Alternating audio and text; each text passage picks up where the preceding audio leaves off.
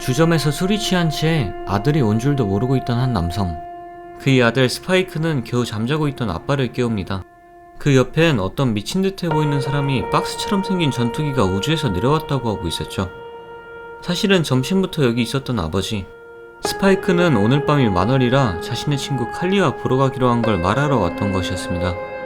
그때 대화에 끼어드는 한 남자, 바로 칼리의 아버지 데이비였습니다. 스파이크의 아버지 스파키는 데이비와 함께 야간 근무를 뛰러 갈 시간이었죠. 아들이 스파이크, 아빠가 스파키입니다. 그렇게 아버지를 떠나보내고 남은 건 스파키와 데이비의 자식들, 칼리와 스파이크였습니다.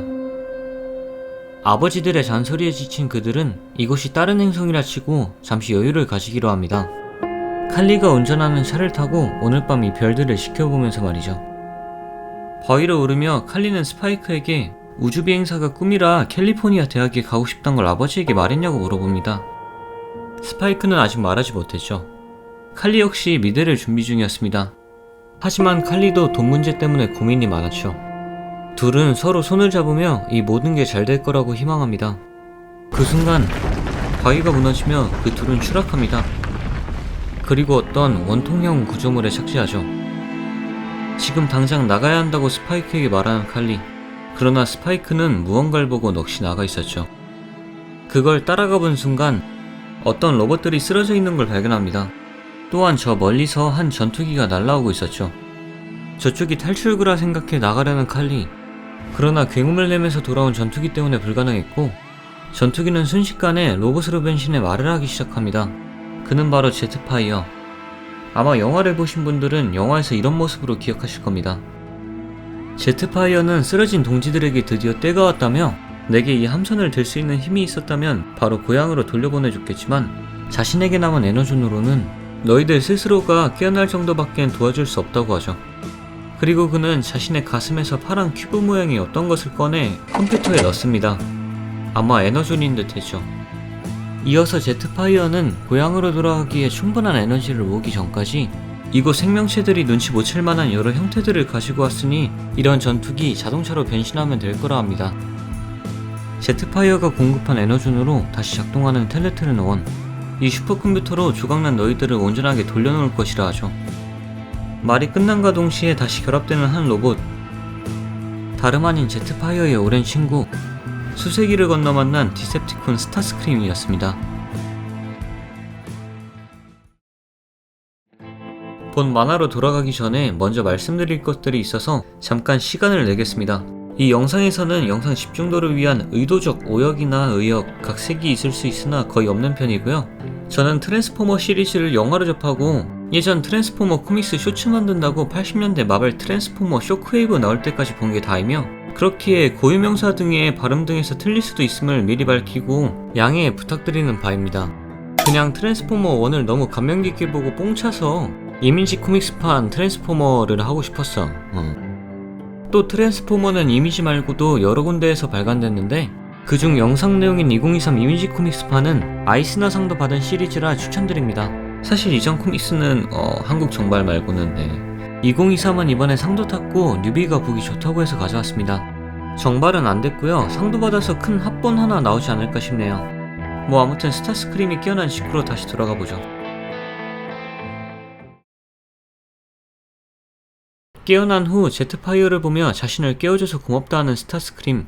그리고는 오른편을 골랐다고 좋은 선택이라 칭찬하며 바로 옆에 있는 우리에게 친숙한 로봇 범블비를 무방비인 상태에서 죽입니다. 이에 충격받아 뭐하냐고 하는 제트파이어. 스타스크림은 자기 날개에 자랑스러운 마킹이 안 보이냐며 우린 지난 100년 동안 전쟁 중이었기에 저들을 박멸하는 건 당연하고 남은 이들을 처리할 때까지 비켜있으라 합니다. 그 사이에도 다른 로봇들은 깨어나는 중이었죠. 이 광기를 그만두라는 제트파이어. 하지만 이 혼돈이야말로 스타스크림이 원하는 바였죠. 말이 통하지 않자 오랜 동지를 쏴버리는 스타스크림.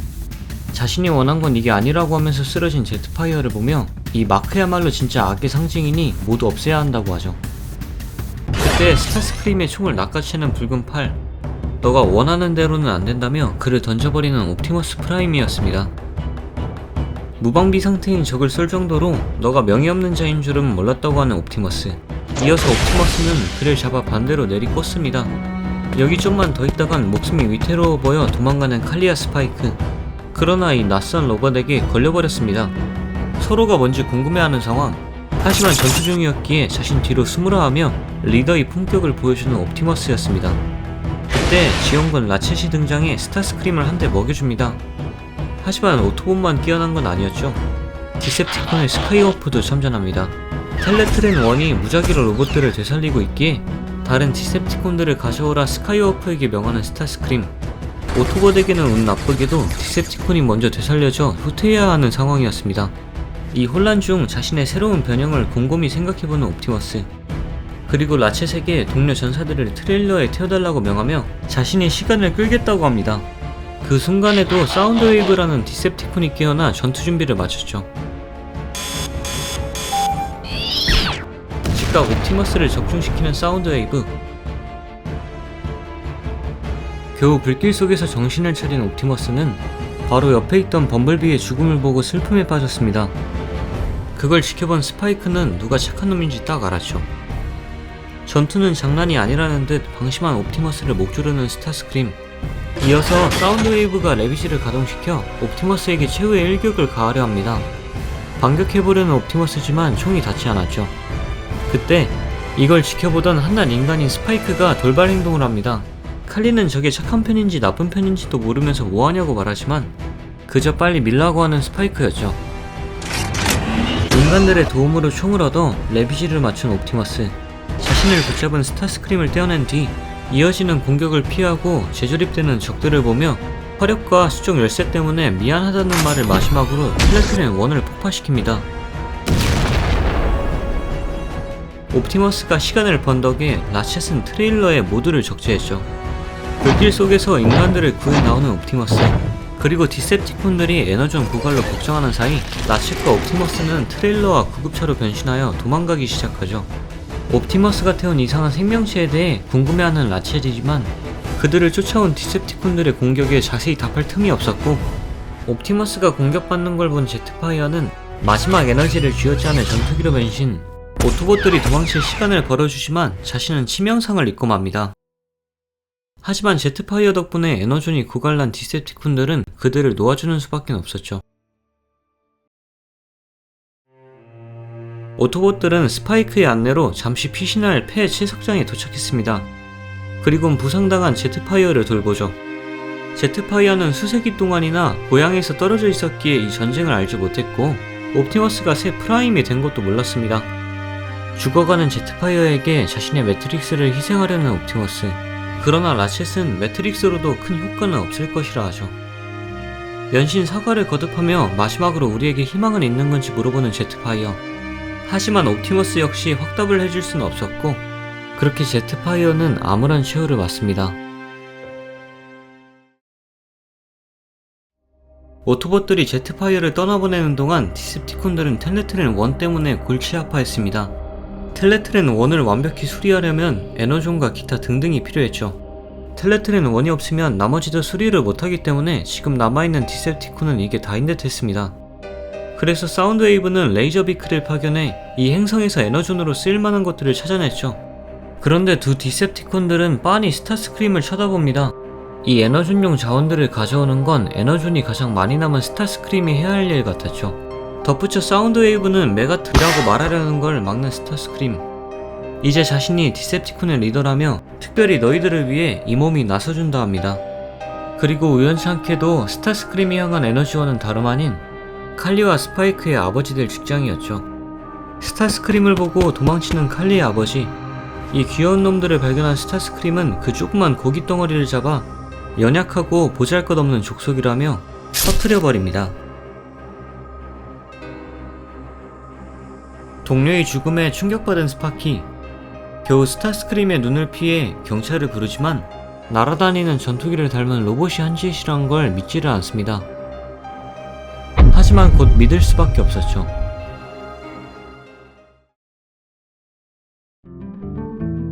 먼 곳에선 옵티머스가 이 아름다운 행성에 감격하고 있었습니다. 쇠와 철로 가득한 자신의 고향과는 달리 연약하지만 소중한 이 행성에 감동한 옵티머스. 스파이크는 생명을 소중히 여기는 옵티머스의 마음을 열고 스몰 토킹을 시작합니다. 옵티머스 프라임은 자신의 이름을 어떻게 얻게 됐는지 물어보는 스파이크에게 이건 내가 지은 게 아니라 우리 종족에게 전해져 내려온 이름이라 말해주죠. 스파이크의 이름은 어릴 적 머리가 자꾸 뻗쳐서 스파이키라고 불리다 이렇게 된 거라고 합니다. 그러다 옵티머스의 고향 이야기까지 나오게 됐는데 그곳은 사이버트론이라는 행성이랍니다. 자신의 스파크가 태어나기 이전, 전쟁이 일어나기 이전엔 평화롭던 행성이었다고 하죠. 그리고 사이버트론이 결국엔 탐욕과 힘에 삼켜졌으며 디셉티콘이라는 나쁜 놈들이 있었다고 말해줍니다. 이 디셉티콘에 맞서 200년간 착한 편인 오토봇들이 평화를 위해 싸워왔고 끝내 고향을 버렸으며 다시 되찾을 방법을 찾기 위해 아크라는 함선을 타고 떠났다고 합니다. 여기서 스파이크 너가 도와준 편이 오토봇, 아까 우리와 맞서던 이들이 디셉티콘이라고 말해주죠. 하지만 가장 강한 디셉티콘 하나가 오토봇들의 스파크를 끄기 위해 아크로 왔고 그때부터 함선은 통제에서 벗어났으며 마지막 기억은 지구 대기로 들어오는 것이라고 하죠. 또한 전투 중 도와줘서 고맙다고 하는 옵티머스, 그리고 그런 그를 대장이라 부르며 나타난 이가 있었으니 되살아난 클리프 점퍼였습니다. 처음엔 인간들을 보고 깜짝 놀란 클리프 점퍼였지만 둘은 곧 서로에게 인사하고 오토봇들을 되살리는 일에 착수하기로 하죠. 채석장 주변에 남은 금속들로 트레일러에 태운 오토봇들을 되살리고 있는 라쳇, 모두를 되살리고 싶어하는 옵티머스지만 마지막 남은 에너존으로 클리프 점퍼를 고친 후였죠. 에너존이 뭔지 궁금해하는 인간들, 라쳇은 에너존이 천연자원으로 추출한 이들에겐 음식 같은 거라고 말해줍니다. 게다가 모두를 되살리려면 엄청난 양의 에너존이 필요하다고 하죠. 라쳇과 클리프 점퍼에게 남은 에너존이라도 모아보려 하지만 턱없이 부족해 자신을 희생하려고 하는 옵티머스. 하지만 대장을 잃는다면 모든 것을 잃는 것이기 때문에 다른 이들이 안 된다고 합니다. 오토봇들이 에너존 고갈로 고생하고 있다면 디셉티콘도 마찬가지. 그러나 이쪽은 대체 자원을 찾은 뒤였죠. 오토봇이 아크에서 쓰던 변환기를 가져와 거의 무한한 에너지를 얻으려 하는 디셉티콘들. 경찰은 이들의 총으로 저항하지만 바로 밟혀버리고 맙니다. 멀리 떨어진 곳에서 적대 행위를 포착한 파일럿들 곧바로 출동하는데요. 사운드웨이브는 이미 이걸 알고 있었고 스타스크림이 이에 상대합니다. 당연하게도 상대가 될 리가 없는 인간들, 겨우 조준하여 격발해보지만 스타스크림은 이들을 아예 가지고 노는 수준이었죠. 비상탈출하는 조종사들, 그중 한 명을 스타스크림은 가루를 내줍니다. 이걸 본 다른 조종사, 그는 낙하산을 버리고 제트팩을 주진 스타스크림에게 다가가 그의 얼굴에 한 방 먹여주고 도망갑니다. 도망가며 그의 이름이 잠깐 보이는데 바로 듀크였죠. 듀크가 버린 전투기는 그대로 추락해 어제 본 목적대로 디셉티콘들을 공격합니다. 다행이라 해야 할까요? 채석장에 있던 오토봇들과 스파이크도 스파키가 있는 곳에 큰 소란이 난 걸 볼 수 있었습니다. 옵티머스는 자신이 이 아름다운 행성에 전쟁을 불러왔기 때문에 이제 자신의 사명은 이곳을 지키는 것이라고 하며 디셉티콘들을 막으러 가려고 하죠. 자신도 데려가라고 하는 스파이크, 너무 위험하다면 안 된다는 옵티머스지만 아버지에게 가야 한다는 호수에 마지못해 타라고 하는 옵티머스였죠. 그렇게 가버리는 스파이크를 칼리가 말려보지만 듣지 않았고 칼리 역시 자신이 직접 차를 몰고 집으로 돌아갑니다. 하지만 칼리는 오히려 쫓기는 신세였죠. 집에 돌아온 칼리, 하나 있어야 할 아버지 대신 스파키가 군복을 입은 채로 있었고 스파키는 칼리의 아버지가 죽었다고 말해줍니다. 이 현실을 믿을 수가 없는 칼리. 그때 벽을 부수며 레이저 비크가 나타납니다. 총으로 저항해보는 스파키를 물고 간단히 던져버리는 레이저 비크. 이제 칼리를 처리하려고 하는데 칼리가 진짜 선한 자인지 미행한 클리프 점퍼의 도움으로 겨우 살았습니다. 칼리가 선한 자라 다행이라 생각하는 클리프 점퍼. 그러나 친구를 눈앞에서 로봇에 기른 스파키에겐 다 똑같아 보였죠. 그의 얼굴에 샷건을 갈겨준 뒤 집을 버리고 도망칩니다.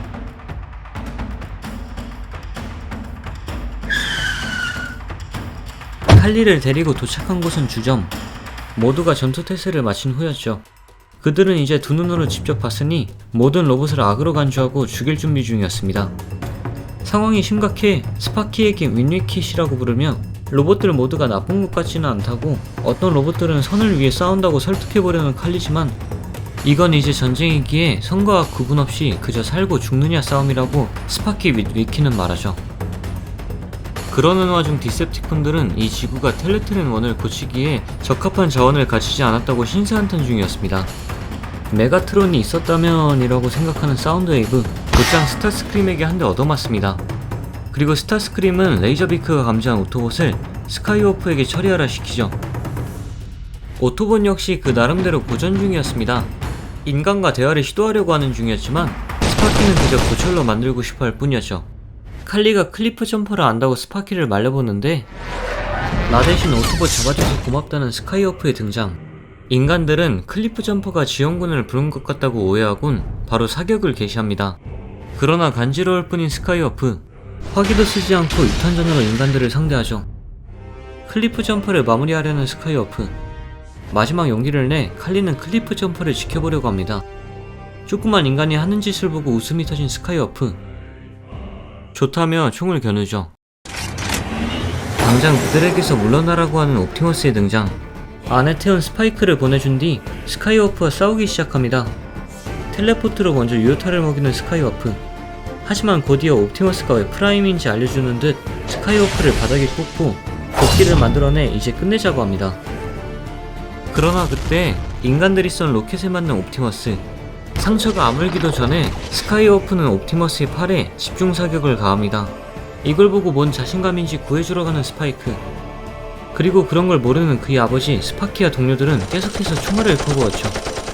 어쩌면 스파이크가 이런 결말을 맞는 건 당연할지도 몰랐겠네요.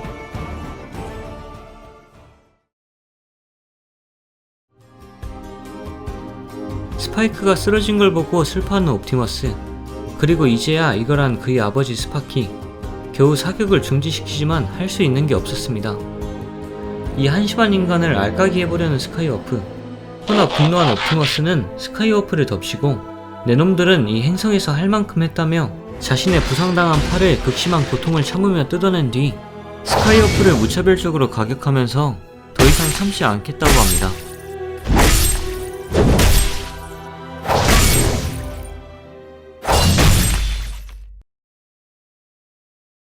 겨우 스카이워프를 이긴 옵티머스는 자신보다 쓰러진 스파이크가 더 걱정이었습니다. 상황이 진정되자 이제야 내 아들 내려놓으라며 나타난 스파키. 그걸 본 옵티머스는 한 가지 결심을 하게 되는데 스파키 윗 위키에게 자신과 함께 가자고. 자신은 내 아들을 살릴 거라고 하죠.